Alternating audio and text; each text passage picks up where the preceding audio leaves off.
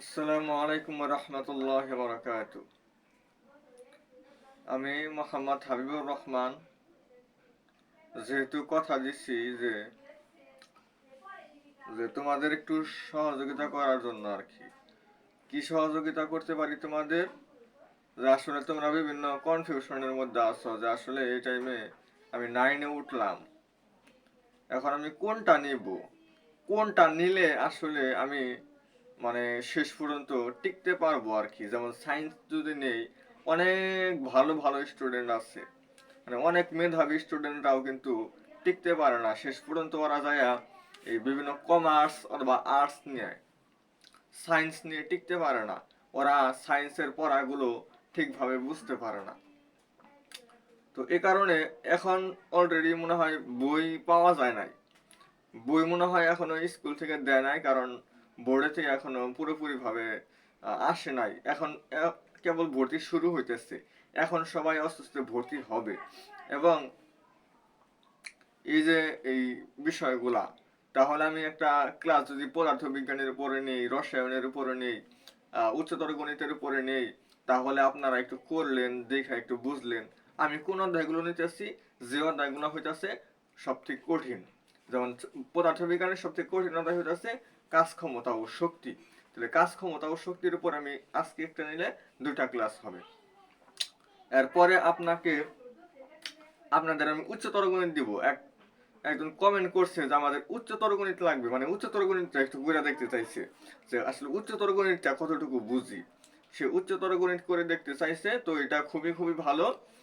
আমি যদিও চাইছিলাম, আর সত কথা বলতে আমি চাইছিলাম যে পদার্থের পরে আমি রসায়ন বোঝাবো, এর পরে হচ্ছে উচ্চতর গণিত বোঝাবো, কিন্তু ও যেহেতু আমাকে একটু বলছে যে আসলে উচ্চতর গণিত ক্লাসটা আমার লাগবে, এই কারণে আমি চাইছি যে যেহেতু আজকে পদার্থ বিজ্ঞান বোঝাবো, তাহলে আমরা পরবর্তী দিন আমরা উচ্চতর গণিত বোঝাই। উচ্চতর গণিতের 2টা ক্লাস নেওয়ার পর তারপরে রসায়নের উপর 2টা নিব। তো যাই হোক, সেই ক্লাসগুলোর ধারাবাহিকতায় আজকে হচ্ছে আমাদের এই পদার্থ বিজ্ঞানের যে দ্বিতীয় লেকচারটা, যেটা আমাদের থাকবে শক্তির উপরে।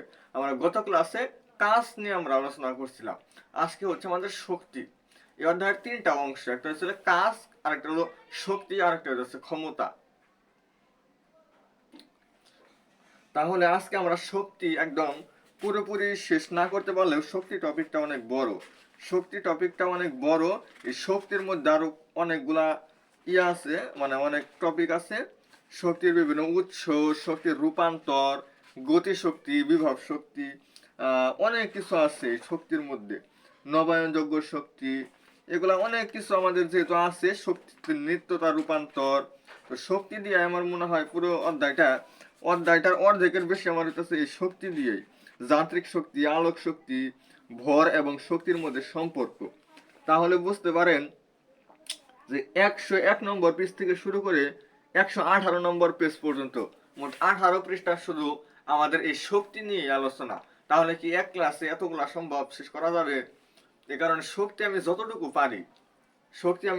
পারি ততটুকু আমি শেষ করার চেষ্টা করব। এখন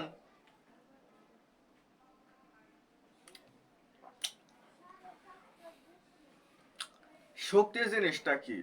এখন আমার আমি কি একটু চিকন, মানে আমার শরীরে আমি বলবো এটা আছে আমার শক্তিটা কম। আবার যে একটু মোটা তার একটু শক্তি বেশি। কিছু কিছু মানুষ দেখবেন যে সে 50 কেজির বস্তা একাই মাথায় নিতে পারে, আবার কিছু মানুষ 10 কেজি মাথায় নিতে পারে না। এরকম মানুষ আছে না? তো আমরা তাকে কি বলি, যে 50 কেজির মাথা, মানে 50 কেজির একটা চাউলের বস্তা বা যে কোনো একটা কিছুর বস্তা সে কি করলো, মাথায় নিল একাই। এরকম মানুষ কিন্তু আছে। তাহলে তার শক্তিটা হচ্ছে বেশি, তাই আমরা বলি। আর যার হইতেছে মানে 10 কেজি ইউসা করতে পারতেছে না, তার কি শক্তি কম। তার মানে তার কাজ করার যে সামর্থ্যটা, যার কাজ করার সামর্থ্য যতটা বেশি, মানে শক্তি মানে হচ্ছে কাজ করার সামর্থ্য। অর্থাৎ আমার কাজ করার সামর্থ্য, আমার কতটুকু আমি কাজ করতে পারবো, আমি কতটুকু ওজন আমি বহন করতে পারবো, এই যে আমার সামর্থ্যটা, এই সামর্থ্যটাকে বলা হয় শক্তি। তাহলে আমরা সহজভাবে কিভাবে লিখবো যে শক্তি কাকে বলে? কোন এই যে কি বললাম, এটা কাজ করার যে ইচ্ছা, মানে কাজ করার যে প্রবাবিলিটি, এটাকে বলা হয়, হ্যাঁ, আমরা কতটুকু কাজ করতে পারবো, কাজ করার সামর্থ্য, কাজ করার যে সামর্থ্য, এটাকে বলা হয় শক্তি। এই শক্তি, শক্তি আমাদের শক্তির, যেমন আমরা কাজের ক্ষেত্রে আমরা একক মাত্রা শিখছি, ওইরকম শক্তির ক্ষেত্রেও আমাদের একক এবং মাত্রা আছে। তবে একটা জিনিস মনে রাখবেন যে কাজের একক বলছিলাম জুল, শক্তির একক আমাদের জুল, শক্তির একক আমাদের কি হবে, জুল হবে। আর কাজের মাত্রা কি বলছিলাম, ml স্কোয়ার 10/2, শক্তির মাত্রা হবে আমাদের ml স্কোয়ার 10/2, মানে কাজের একক ও মাত্রা এবং শক্তির একক এবং মাত্রা পরস্পর সমান, এটা আপনারা মনে রাখবেন। কাজের মাত্রা এবং শক্তির মাত্রা সেম, কাজের একক এবং শক্তির একক হচ্ছে আমাদের সেম। এখন শক্তি হচ্ছে কাজ করার সামর্থ্য, এতটুকু আপনাদেরকে আমি বুঝালাম যে সে কতটুকু কাজ করতে পারবে, মানে সে কতটুকু কাজ করার তার সামর্থ্যটা আছে, এই জিনিসটাকেই বলা হচ্ছে শক্তি। তো কোন বস্তুর উপর 100 নিউটন বল প্রয়োগ করে, কত নিউটন বল প্রয়োগ করছে, নিউটন, নিউটন তাহলে কার একক ভাইয়া, এটা তো আপনাদের আমি পড়াই নাই। আপনাদের এখানে বেশ কিছু ম্যাথ আছে, এগুলো আমি একটু সলভ করে দিলে আপনাদের মনে হয় একটু সহজ হবে জিনিসগুলা। তো যাই হোক, আমি একটু ম্যাথ সলভ করাই আপনাদের। ম্যাথস গুলা আসলে পরীক্ষার জন্য আমাদের ম্যাথ হচ্ছে বেশি ইম্পর্টেন্ট। ফিজিক্স মানে ফিজিক্সের ভাষাই হচ্ছে গণিত, ফিজিক্স পদার্থবিজ্ঞানের ভাষাই হচ্ছে আমাদের কি, গণিত। মানে আমরা গণিত যত ভালো পারবো, ফিজিক্সে যে ম্যাথগুলো আছে এগুলো যদি আমরা ভালো পারি, তাহলে আমাদের দেখবেন যে বিশেষ করে আমাদের বিভিন্ন এমসিকিউ বা সৃজনশীলের ছোট ক বড় গতে যে প্রশ্নগুলো হয়, সব আসলে ম্যাথ থেকেই আসে, ম্যাথ থেকেই আসে।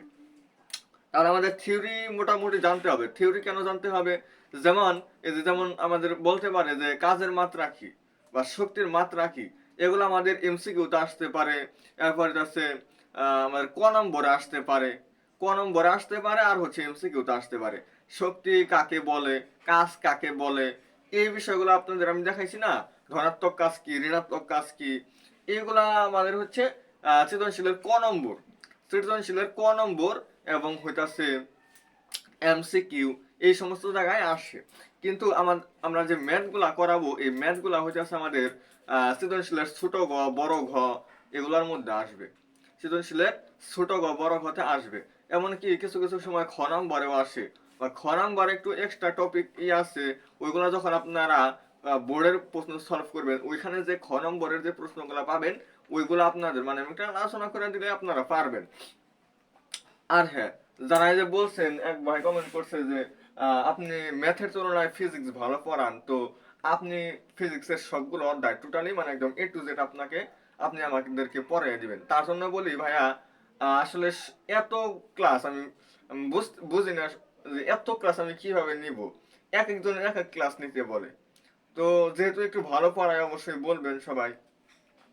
তো আমাদের একটা গ্রুপ আছে, গ্রুপে আপনারা অনেক সমস্যার সমাধান করে নিতে পারেন। যে গ্রুপের মাধ্যমে আপনার বেশি জরুরি কোনটা, আপনার বেশি জরুরি যেটা, ওটা আপনি বিভিন্ন সময় যে পোস্ট দেওয়া হয় বা বিভিন্ন কিছু আপনারা হেল্প নিতে পারেন, বা কোন অধ্যায় পড়াইলে ভালো হয় সবার সাথে একটু আলোচনা করতে পারলেন। আলোচনা করে আপনারা একটা সিদ্ধান্ত নিলেন যে হ্যাঁ, এখন অমুক অধ্যায়টা তাহলে পড়াইতে বলি। তো এরকম বিষয়গুলো। যাই হোক, কোন বস্তুর উপর 100 নিউটন বল প্রয়োগ করে 10 মিটার নিয়ে গেছে, ঘর্ষণ বল যদি বিপরীত দিকে 10 নিউটন হয়, তাহলে কতটুকু কাজ করছে, ঘর্ষণ বল কতটুকু কাজ করেছে, এই জিনিসটা আমাদের বের করতে হবে। তাহলে দেখেন, এখানে দেওয়া আছে হইতাছে 100 নিউটন বল প্রয়োগ করে 100 নিউটন বল প্রয়োগ করে তাকে স্মরণ করা হয়েছে কতটুকু, এত। তাহলে বলকে আমাদের এফ দ্বারা প্রকাশ করা হয়। এফ দেওয়া আছে আমাদের হইতাছে কতটুকু বল প্রয়োগ করা হয়েছে, 100 নিউটন। এই যে আমাদের যে ডব্লিউ সমান এফ এস ছিল, ওইখানে আমার এফ বলতে আসলে বলকে নির্দেশ করা হয়, আর বলের একক হইতাছে আমাদের নিউটন। নিউটন মানে এখানে এন দ্বারা প্রকাশ করা হবে এটাকে। আর যতটুকু স্মরণ হয়েছে, স্মরণকে আমাদের এস দ্বারা প্রকাশ করা হয়, স্মরণের একক হইতেছে আমাদের মিটার, এটা দেওয়া আছে আমার 10 মিটার। তাহলে আমার কাজ কতটুকু হইতেছে, ডব্লিউ সমান হইতেছে এফ এস, এফ এবং এস তাহলে আমাদের 100 ইন্টু হইতেছে 10, তার মানে 1000, 1000 হইল। 1000 হওয়ার পরে যদি বল ডব্লিউ সমান এফ এস ঘর্ষণ বল কাজ করে, এখানে আপনাকে বলছে যে ঘর্ষণ বল কতটুকু কাজ করেছে, ঘর্ষণ বল কতটুকু কাজ করেছে সেটা আপনাকে, তাহলে তুমি কতটুকু কাজ করেছো, আমি কাজ করছি হইতেছে এতটুকু, কারণ আমি কি করছি 100 নিউটন বল প্রয়োগ করে 10 মিটার সরাইছি, সেক্ষেত্রে আমি কাজ করতেছি এটুকু। আর ঘর্ষণ বল যে কি বলছে যে ঘর্ষণ বল যদি বিপরীত দিকে 10 মিটার আসে, বিপরীত মানে কি, তাহলে মাইনাস হবে, তাহলে এফ এর মান কি হবে -10, সেক্ষেত্রে আমার এফ এর মান আসতেছে -10। আচ্ছা, আর সরণ তো আমার এস কোনো পরিবর্তন হয় নাই, 10 মিটার আর এত নিউটন, তাহলে এটা ঘর্ষণ জনিত একটা বল এখানে কাজ করতেছে, এটা আমাদের বিপরীত দিকে আসতেছে। এখন এই দুটা গুণ করলে আমার ঘর্ষণ বল দ্বারা কৃত কাজ আমার বের হবে, মানে ঘর্ষণ বল কতটুকু কাজ করছে সেটা আমাদের বের হবে। তাহলে হবে এটা -100, আর এই যে দেখেন আমি যে কাজটা নির্ণয় করলাম, কাজের একক আমাদের এখানে দিয়ে দিতে হবে, কাজের একক এখানে দিয়ে দিতে হবে জুল। কাজের একক যদি আমি এখানে জুল যদি না লিখি, যদি শুধু 1000 এতটুকু আমি লেখা রাখলাম, এখানে আমি জুল কথাটা আমি লিখলাম না, তাহলেও স্যার আমাকে চাইলে একদম পুরোপূর্ণ কাইটা দিতে পারে। স্যার চাইলে কি করতে পারে, একদম সম্পূর্ণ ম্যাথ আমাকে কাইটা দিয়ে দিল, কিছুই করার থাকবে না। তাহলে আপনার শক্তি কাকে বলে, শক্তির মাত্রা একক বা এই ম্যাথগুলো আপনারা দেখলেন। শক্তি রূপান্তর, শক্তি রূপান্তর মানে কি, আপনারা একটা জিনিস খেয়াল করেন, যেমন এই যে এটা কি জ্বালানো হয়েছে, আমাদের একটা লাইট জ্বালানো হয়েছে, যার কারণে কিন্তু আপনারা পরিষ্কার দেখতে পারতেছেন। এখন এই লাইটটা আসলে কি একটা যন্ত্র, এটা একটা যন্ত্র, মানে বিজ্ঞানী একটা কথা বলছিল যে শক্তি, একটা শক্তি থেকে আরেকটা শক্তি আমাদের বিভিন্ন রকম হইতে পারে, যেমন যেখানে তাপ উৎপন্ন হইতেছে ওইটাকে বলা হবে তাপ শক্তি, আলো দিতেছে না, আলো মানে বাতিটা কি করতেছে, আলো দিতেছে না, এটাকে বলা আলোক শক্তি। আর কার সাহায্যে দিতেছে, বিদ্যুৎ, এটা হবে বিদ্যুৎ শক্তি। এরকম বিভিন্ন ধরনের আমাদের শক্তি আছে। আর হচ্ছে যন্ত্রের সাহায্যে হলে এটাকে বলা হয় যান্ত্রিক শক্তি। তাহলে এই যে বিভিন্ন শক্তিগুলা, তাপ শক্তি, সূর্যের আলোর যে শক্তিটা এটাকে বলা হয় সৌরশক্তি, সৌরশক্তি, তাপ শক্তি, আলোক শক্তি, তারপর বিদ্যুৎ শক্তি, এগুলা। তাহলে প্রথমে আমরা বিদ্যুতের সাহায্যে কি করলাম, মানে বাল্ব হচ্ছে একটা লাইট, আচ্ছা আমরা বিদ্যুৎ দিলাম, মানে লাইটটা অন করলাম, তাহলে প্রথমে এটা ঠান্ডা ছিল, তখন ছিল এটা বিদ্যুৎ শক্তি।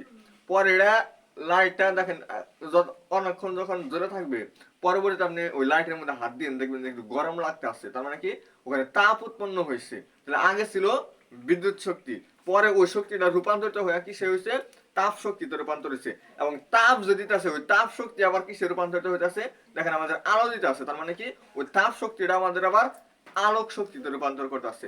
প্রথমে ছিল বিদ্যুৎ শক্তি, পরে ওটা রূপান্তরিত হয়ে হয়েছে আমাদের তাপ শক্তি, তাপ শক্তি হয়েছে আমাদের আবার আলোক শক্তি। মানে এরকম যে কিছু আমাদের রূপান্তর আছে, তো এই রূপান্তর গুলো আমাদের জানতে হবে। নানা ধরনের কাজের জন্য আমরা নানা ধরনের শক্তি ব্যবহার করি, যেমন পানি গরম করার জন্য তাপ শক্তি প্রয়োজন হয়। পানি গরম করার জন্য মানে পানির মধ্যে আমরা তাপ দেই, মানে আমরা যে চুলার মধ্যে যদি আগুন না ধরাই তাহলে কি পানি গরম হবে। আর পানিকে গরম করার জন্য নিচে কি দিতে হয়, আমাদের তাপ দিতে হয়, মানে তাপ শক্তি প্রয়োজন হয়। দেখার জন্য আমরা আলোক শক্তি লাগে। আমরা যদি আমাদের আলো যদি না থাকে, এখানে কোনো আলো নাই, আমি যদি লাইটটা অফ করে দিই, তাহলে কি আমরা কোনো কিছু দেখতে পারবো, দেখতে পারবো না। তাহলে দেখার জন্য আমাদের যে শক্তিটা প্রয়োজন তাকে বলা হয় আলোক শক্তি, আলো আলো লাগবে।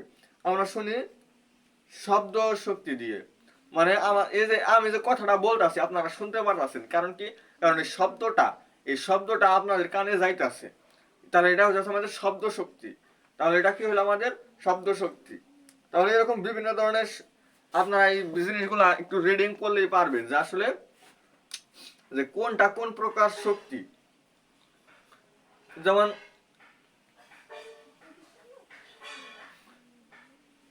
এই যে পানি গরম করা হয়েছে, পানি গরম করা হলে এখানে উৎপন্ন হইতেছে আমাদের তাপ শক্তি। যাই হোক, শক্তির সবচেয়ে সাধারণ রূপ হচ্ছে যান্ত্রিক শক্তি। তবে এই যে যত প্রকার শক্তি আছে এখানে অহরহ শক্তির প্রকারভেদ এখানে আছে। আপনাদের যে কোনো একটা দিতে পারে যে এই জিনিসটা দিলাম, যেমন এই যে বিদ্যুৎ বাল্ব যেটার কথা বললাম, এটার জন্য আসলে কি হয়, তাহলে প্রথমে যান্ত্রিক শক্তি থাকে, যান্ত্রিক শক্তি পরবর্তীতে হইতেছে আমাদের আলোক শক্তি, এরপর হচ্ছে আমাদের তাপ শক্তি, এগুলাতে রূপান্তর হয়। তো আপনি আসলে যে জিনিসটাই খেয়াল করেন, সর্বপ্রথম কিন্তু এটা যান্ত্রিক শক্তি থাকবে। সর্বপ্রথম যে জিনিসটা থাকবে সেটা হবে যান্ত্রিক শক্তি, পরবর্তীতে ওই যান্ত্রিক শক্তি এটাই হচ্ছে আমাদের বিভিন্ন শক্তিতে রূপান্তরিত হবে। শক্তি কোনোদিন ধ্বংস নাই, শক্তির কোনো ধ্বংস বা বিনাশ নাই, শুধু একটা রূপ থেকে আরেকটা রূপে রূপান্তরিত হয়। এই কথাটা আপনারা মনে রাখবেন। শক্তির কি নাই, শক্তির কোনো বিনাশ বা ধ্বংস নাই, শুধু একটি রূপ থেকে আরেকটি রূপে রূপান্তরিত হয়।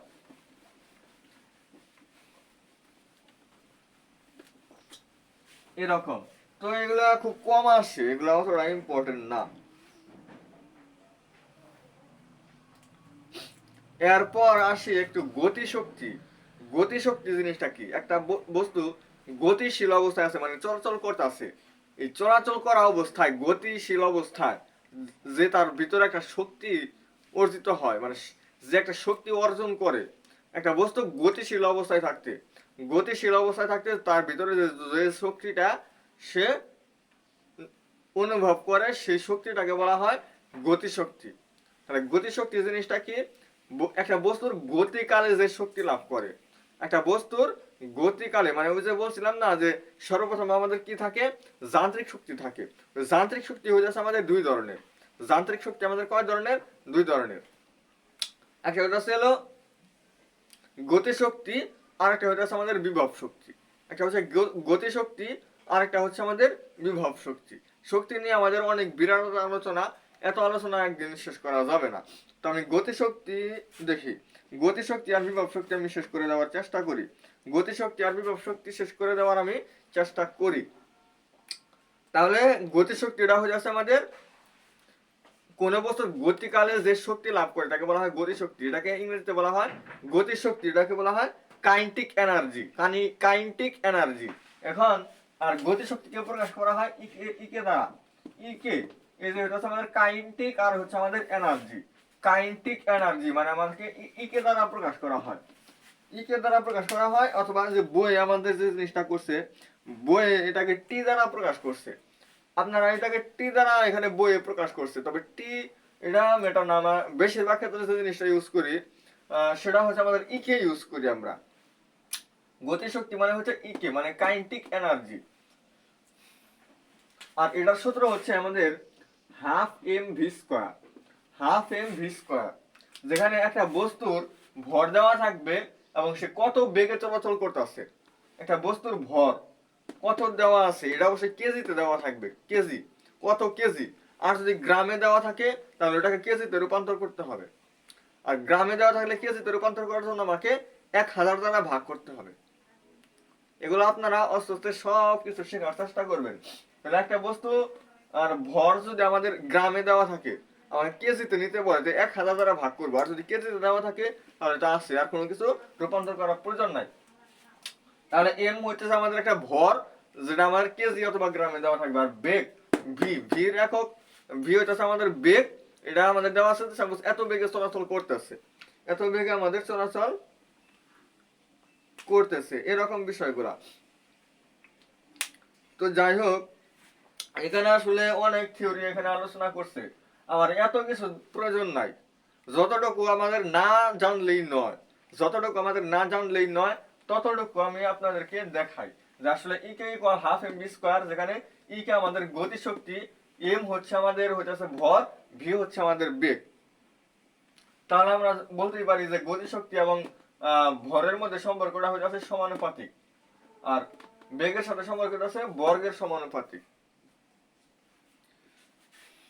যাই হোক, এই বিষয়গুলো আমরা যখন দেখলাম,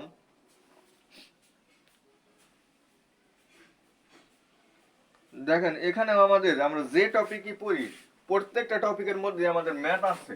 এই ম্যাথ গুলো আমাদের ইম্পর্টেন্ট, এই বিষয়গুলো আমাদের মাথায় রাখতে হবে অলওয়েজ। কোনো একটা ম্যাথ আমাদের বাদ দেওয়া যাবে না। এমনকি বইয়ে যে কয়টা ম্যাথ আছে আমরা তো সব ম্যাথ সলভ করবোই।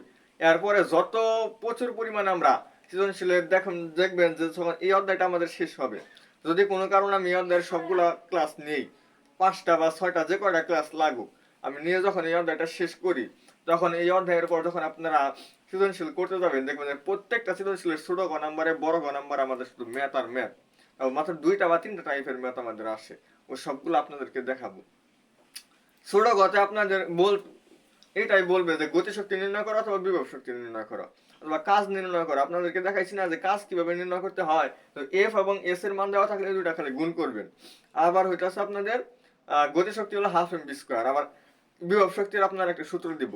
আবার হইতাছে ক্ষমতা, মানে এই যে ছোট ছোট যে ম্যাথ গুলো আছে, গতিশক্তি নির্ণয় করা, বিভব শক্তি নির্ণয় করা, ক্ষমতা নির্ণয় করা, কাজ নির্ণয় করা, এই বিষয়গুলো আপনার ছোট গ নাম্বারে। আর শক্তিতে নিত্যতার একটা সূত্র আছে, ওটা সমর্থন করে কিনা, ওটা সমর্থন করে কিনা এই বিষয়গুলো। আবার কত উচ্চতায় গতিশক্তি বিভব শক্তির এন গুণ হবে, কত উচ্চতায় গতিশক্তি বিভব শক্তির এন গুণ হবে, এই দুইটা আবার এই বিষয়গুলাই বারবার পরীক্ষায় আসে। যাই হোক, 10 কেজি ভরের একটি স্থির বস্তুর উপর একটা স্থির বস্তু যখন, আচ্ছা 10 কেজি ভর, ভর কত দেওয়া আছে 10 কেজি, এটা এম এর মান দেওয়া আছে আমাদের 10 কেজি। 10 কেজি ভরের একটা বস্তু, একটা স্থির বস্তু। স্থির বস্তু মানে কি, এই আদিতে একদম শুরুতে এটার কোনো বেগ ছিল না, আদিতে কোনো বেগ নাই, তার মানে কি এটা হইতাছে আমাদের জিরো, বেগ ভি হইতাছে আমাদের জিরো না। এই আদি বেগকে আমাদের ইউ দ্বারা প্রকাশ করা হয়।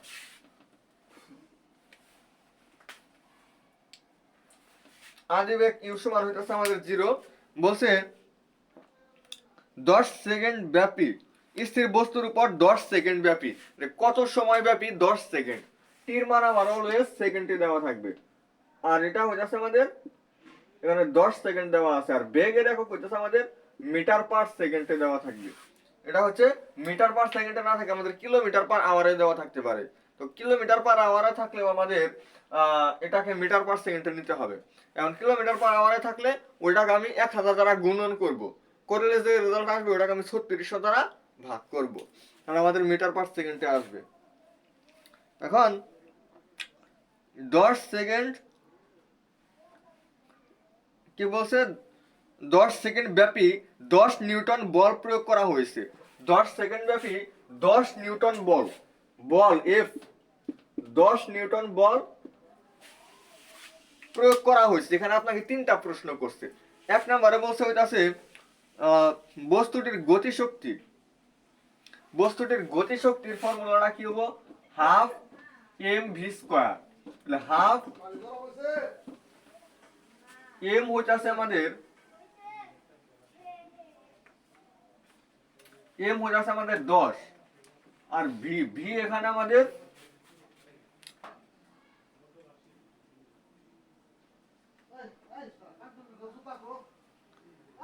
এখন ভির মান আমাদের দেওয়া নাই, আমাদের দেওয়া আছে ইউ এর মান। ইউ এর মান মানে আগে স্থির ছিল, এই স্থির অবস্থায় আমাদের বেগটা এখানে দেওয়া আছে। তাহলে আমাদের এখানে বেগ আগে নির্ণয় করতে হবে, মানে যে বেগে চলাচল করতেছে। এখানে কিন্তু বেগ আসলে দুইটা, একটা হইতেছে সে আদিতে যে বেগে ছিল এটা বলা আদি বেগ, আর যে বেগে চলাচল করতেছে বা সর্বশেষে তার সে বেগটা অর্জন করতেছে ওইটাকে বলা হয় শেষ বেগ। আর এখানে এই সেই ভি বলতে এই জিনিসটাকে বোঝানো হয়।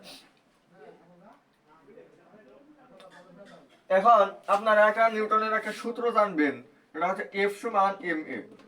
এফ সমান এম এ, যেখানে আমাদের এ মান হইতাছে আমাদের F divided by M. F divided by M হইতাছে, এফ হইতাছে আমাদের 10, এম হইতাছে 10, 10 দিয়ে 10 কে ভাগ করলে হয় 1। আর এ হচ্ছে আমাদের ত্বরণ, এ হচ্ছে কি আমাদের ত্বরণ, ত্বরণ হচ্ছে আমাদের মিটার পার সেকেন্ড স্কয়ার। তাহলে আমি এর মান পাইলাম। এরপর আমাদের আরেকটা সূত্র আছে হচ্ছে A equal V minus U by T. তাহলে এর মান হইতেছে আমাদের 1, এখানে ভি মানে আমি যেটা মান বের করব মাইনাস ইউ, ইউ এর মান হইতেছে আমাদের আদি বেগ মানে 0, আর টি বলতে আমার কত সেকেন্ড সময়, 10 সেকেন্ড। সুতরাং ভির মান আসছে আমাদের 10 এত মিটার পার সেকেন্ড। তাহলে আমি এখানে 10 লিখবো এবং এটাকে আমি স্কয়ার করব। এইভাবে আমি ভির মানটা নিয়ে আসতে পারলাম।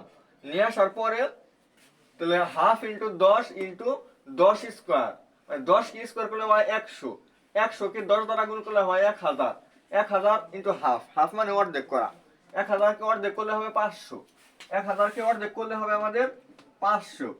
আর যে আমাদের গতিশক্তিটা ছিল, এই গতিশক্তির একক হইতাছে জুল, গতিশক্তির একক হইতাছে আমাদের জুল। তাহলে এখানে আমাদের এ নাম্বারের आंसर হবে গতিশক্তি 500 জুল।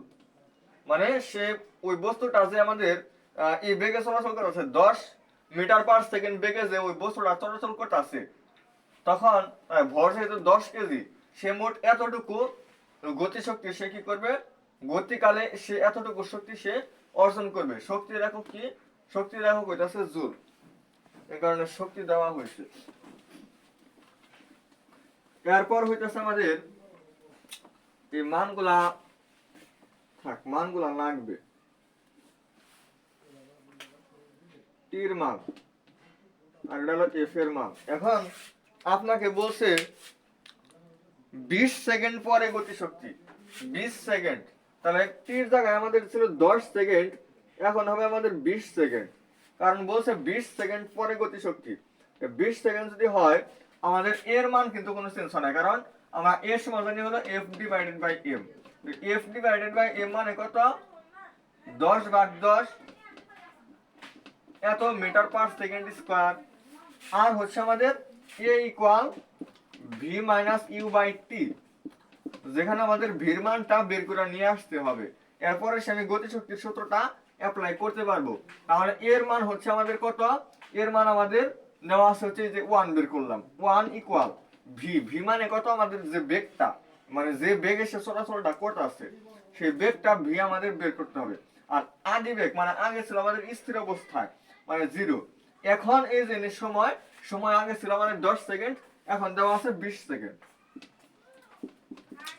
বের মান হইতেছে আমাদের 20 মিটার পার সেকেন্ড। এখন আমাদের গতিশক্তিটা হলে কি হবে, হাফ ইন্টু এম, এম কত দেওয়া আছে আমাদের 10 ইন্টু ভি স্কোয়ার, ভি কত আমাদের দেওয়া আছে যে 20, 20 কে আমাদের স্কোয়ার করতে হবে। তো 20 কে স্কোয়ার করলে হয় 400, 400 কে 10 দ্বারা গুণ করলে হয় 4000, 4000 কে অর্ধেক করলে হয় 2000, 2000। আর এই যে এটা আমাদের গতিশক্তি বের করলাম, গতিশক্তির একক হইতেছে আমাদের জুল। এখানে দেখেন প্রত্যেকটা ম্যাথের ক্ষেত্রে আমি যখন ত্বরণ এর মান যখন আমি বের করলাম ত্বরণ, তখন ওইটার একক কিন্তু আমি মিটার পার সেকেন্ড স্কয়ার আমি ইউজ করছি। আবার যখন বেগ বের করলাম, বেগের একক মিটার পার সেকেন্ড, এটাও কিন্তু আমি ইউজ করছি। তো এরকম সবসময় আপনারা যখনই যে ম্যাথ ট্রাই করবেন একক আপনারা ইউজ করবেন, এখানে জুল ইউজ করছি। তাহলে আপনারা আর দেখতে পারলেন যে 20 সেকেন্ড পরে আমার গতিশক্তিটা কত হইতাছে। যদি পুরো 20 সেকেন্ড বল প্রয়োগ করা হয় তাহলে গতিশক্তি কত হবে, পুরো 20 সেকেন্ড কি করা হয়েছে, বল প্রয়োগ করা হয়েছে, তাহলে তার গতিশক্তিটা কত হবে।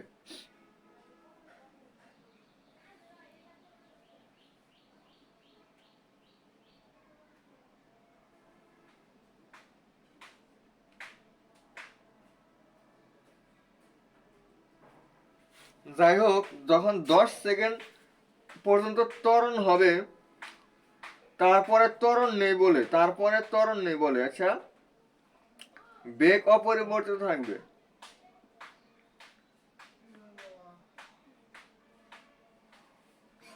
দশ কেজি ভরের একটি স্থির বস্তুর উপর 10 সেকেন্ড ব্যাপী 10 নিউটন বল প্রয়োগ করা হয়েছে।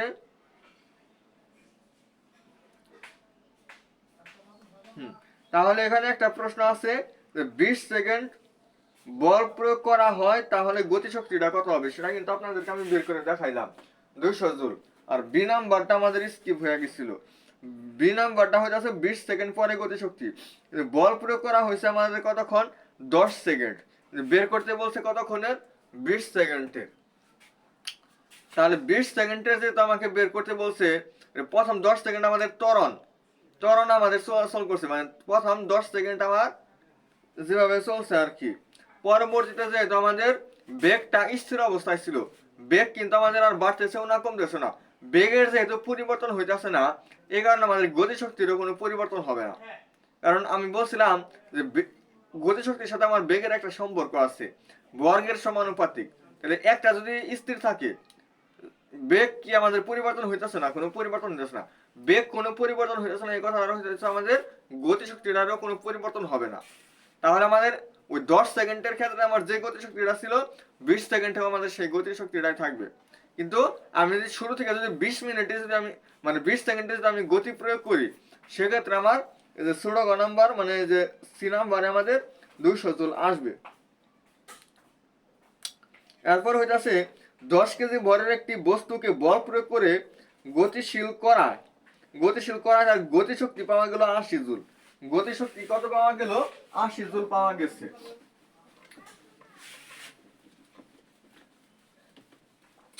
দেখেন তাহলে কি দেওয়া আছে, এটা অনেক সহজ।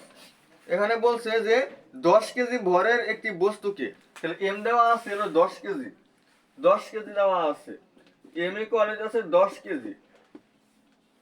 10 কেজি ভরের একটি বস্তুকে বল প্রয়োগ করে গতিশীল করা, একটা বল প্রয়োগ করে কতটুকু বল প্রয়োগ করা হয়েছে, কতটুকু গতিশীল হয়েছে, ওটা কিছু বলা নাই। বলছে যে বল প্রয়োগ করে গতিশীল করা যে তার গতিশক্তিটা, এই গতিশক্তিকে বলা হয় half M V square. Half M V square, এই গতিশক্তিটা পাইছে সে 80, গতিশক্তিটা সে কত পাইছে? 80 পাইছে। এখন বলছে যে তার বেগ কত, বেগ মানে এই ভির মানটা কত। তাহলে এই ভির মানটা আমি যদি বের করতে চাই, তাহলে দেখেন এখানে ভি স্কোয়ার কত হবে, এখানে 2 এখানে ভাগাকার আছে, এবার সাথে গুণন, 80 ইন্টু 2, এবং এম এই পাশে গুণনাকার আছে, এবার সাথে ভাগ হবে, এম এই পাশে এসে ভাগ হইল, এম এই পাশে এসে ভাগ হবে। আর এই পাশে আমার স্কোয়ার ছিল, এই স্কোয়ার যদি আমি এখান থেকে পয়সা দেই, স্কোয়ার এই পাশে এসে রুট হবে। তাহলে 80 ইন্টু 2 মানে 160, 160 ডিভাইডেড বাই এম এর মান হইতেছে 10। তাহলে 160 কে 10 দ্বারা ভাগ করলে হয় 16, 16 কে রুট করলে হয় আমাদের 4, এত মিটার পার সেকেন্ড। তাহলে তার বেগটা হবে 4 মিটার পার সেকেন্ড। কি করছি, দুই পাশে গুণ করে দিছি, এম এই পাশে এসে ভাগ হইছে, আর এই পাশে ভির উপর স্কয়ার থাকার কারণে এই পাশে রুট হইছে। তাহলে এটা হইছে আমাদের ফর্মুলা। এখানে এম এর মানটা এখানে 10 বসাইছি, আর এটা দ্বারা গুণ করলে হয় 160, 160 কে 10 দ্বারা ভাগ করলে হয় 16, 16 কে বর্গমূল করলে হয় 4।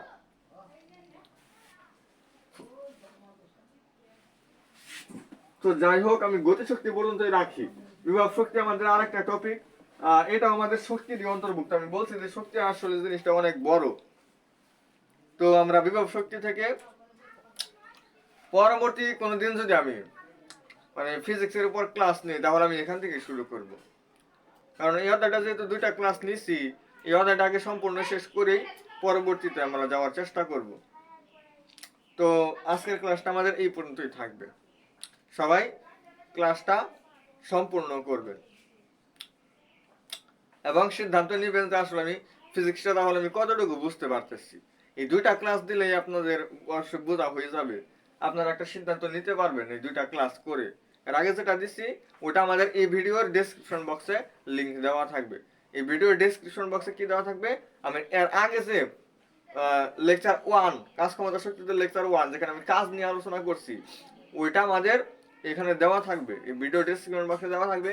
এটা এবং ওইটাই 2টা ক্লাস আপনারা করবেন, করে আপনারা সিদ্ধান্ত নেবেন যে আসলে আমি ফিজিক্সটা কতটুকু বুঝতেছি। আর আমরা আগামী দিন নিয়ে আসবো এটা উচ্চতর গণিতের উপর। আজকের ক্লাসটি এই পর্যন্তই। আসসালামু আলাইকুম ওয়া রাহমাতুল্লাহি ওয়া বারাকাতুহু।